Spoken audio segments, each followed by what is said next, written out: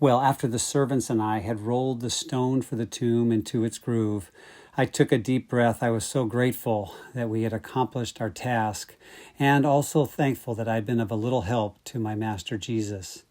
Discouragement, though, set in soon after. With Jesus dead, I began to realize my greatest hope in life was crushed and shattered. Neither the woman or I had wanted to say it out loud, but we all were realizing it was time to move on, end this chapter, and count our losses. Just hours later, as I was sitting in silence, a knock was heard at my door. Who could that be, I thought as I got up to see. Well, a small band of temple guards showed me orders written by Caiaphas's own hands. They were sent to guard the tomb for the next 3 days. They were also commanded to tell no one the reason why. What could the Sanhedrin still be so worried about even after his death, I wondered. I was more than just curious, though. I was also upset, to say the least. This was an intrusion into the privacy and the dignity of my master. Well, after a restless night's sleep, I went quickly to the temple area, found a temple guard that was also a trusted friend. He told me that the leaders of the Sanhedrin had visited Pilate and himself just hours after I had done so on Friday.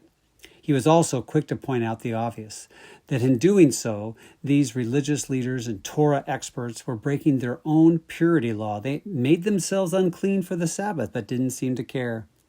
Well, once again, it seemed that the threat of the Nazarene continued to lead our leaders to compromise their convictions about keeping God's law, even after he was dead.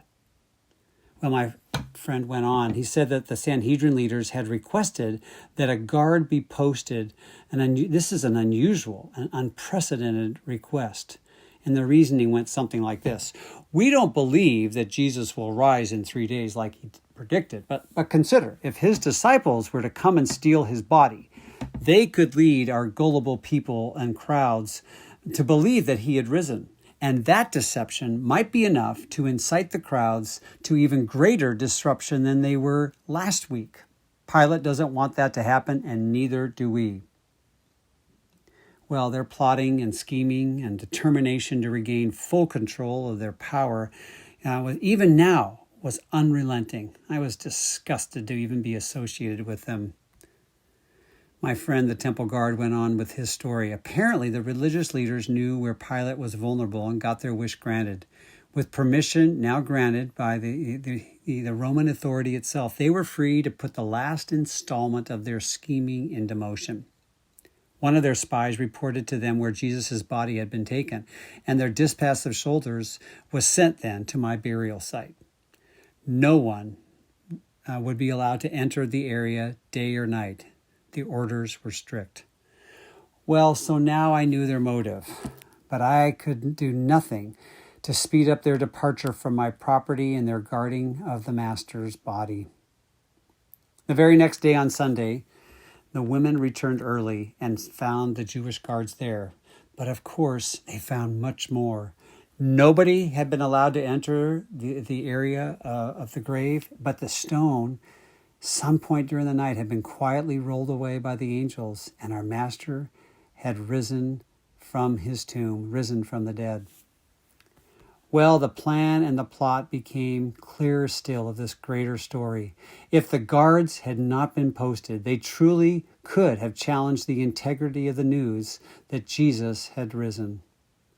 And so what Caiaphas had chosen as a means to once and all put an end to the story of Jesus, God wove into his plan to bear witness the truth that everything now was made new. Yes, his Son had risen indeed.